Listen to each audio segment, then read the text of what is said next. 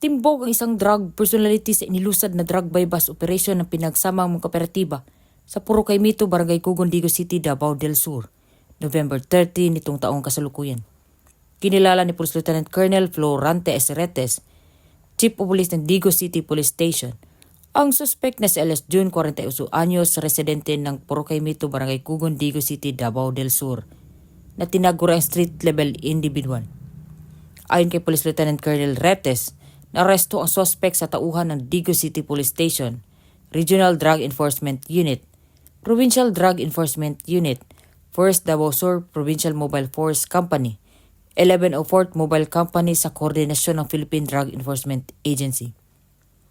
Dagdag pa ni Police Lieutenant Colonel Retes, nakuha mula sa suspect ang hinihilang shabu na may bigat ng higit kumulang 0.53 gramo, isang caliber 38 revolver na may 3 buhing bala, Samsung keypad cellular phone at 1,000 peso bill na ginamit sa operasyon. Ang suspect ay maharap sa kasong paglabag sa RA 9165 o Comprehensive Dangerous Drugs Act of 2002.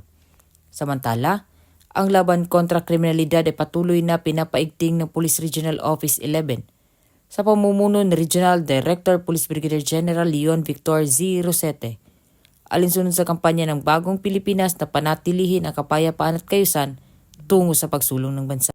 Dito sa Police Regional Office 11, ako ang inyong PNN correspondent, Patrolwoman Reyna Rose Disipulo, alagad ng batas, tagataguyod ng Balitang Pulis.